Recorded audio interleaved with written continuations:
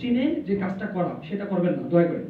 কারণ একটি বিষয় লক্ষ্য রাখতে হবে, দিন শেষে আমরা সকলেই যেহেতু মানুষ বা আমাদের যেহেতু জীবন আছে, কুল্লু নাফসি জায়গাতুল মউত, প্রত্যেকেই মৃত্যুবরণ করবে। তো সেই ক্ষেত্রে আপনার আমল আপনার সাথে যাবে।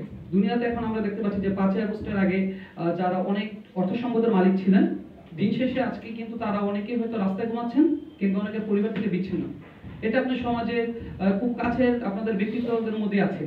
তো আপনার আমল আপনার সাথেই যাবে। আপনি যদি ভেবে থাকেন যে আপনার স্বজনপ্রীতি বা আপনার পরিচিত একটা মহল কিংবা একটা গোষ্ঠী যাকে একটি কাজ করে দিলে আপনার হয়তো ভোটের অধিকারটা আপনি বেশি পাচ্ছেন বা ভোটটা বেশি পাবেন, এটা দিয়ে যদি আপনারা এই সুযোগটা অপব্যবহার করে থাকেন, এর দায় আপনি হয়তো দুনিয়াতে না দেন, অবশ্যই আল্লাহর কাছে দেবেন। সেই ভয়টা একটু আপনাদের ভিতরে রাখবেন এবং আমাদের উচিত যে এটা একটু পর্যালোচনা করা। এবং সমাজসেবা অভিশাপে প্রায় সময় আসি, এখানে যিনি আমাদের নতুন জালালউদ্দিন স্যার এসেছেন অল্প কিছুদিন হয়, আর এখানে শাকিল ভাই আছেন, আরো শাকিল ভাইয়ের সাথে ওনার আরো সহকর্মীরা আছেন।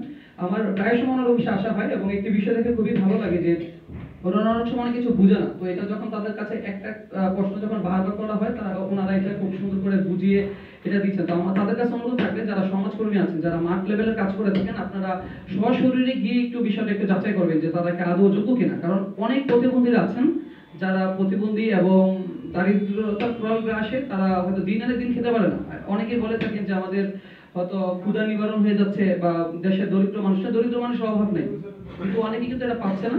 তো এই বিষয়টা একটু যারা জনপ্রতিনিধি আছেন এবং যারা সমাজকর্মীরা আছেন, আপনাদের কাছে বিনীত অনুরোধ থাকবে এই বিষয়টা একটু সদয় দিবেন।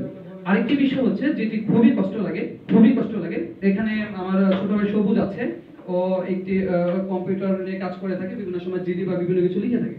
তো নানাবিধ সময় আমাদের কাছে অনেক অভিযোগ আসে যে সমস্যা অধিদপ্তরের এখন যুগের সাথে তাল মিলে কিন্তু আগে হয়তো টাকাটা হ্যান্ড ক্যাশ গেল, এখন কিন্তু টাকাটা মোবাইল ব্যাংকিং এর মাধ্যমে মোবাইলে চলে যাচ্ছে।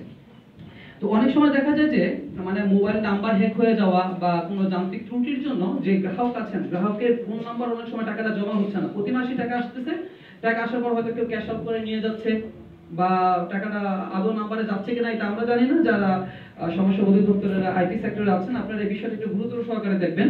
কারণ অনেক গ্রাহকরা হয়তো তাদের নিয়মিতই প্রতি মাসে টাকা যাচ্ছে বা তারা টাকা উত্তোলন করার আগে টাকা নিয়ে যাচ্ছে।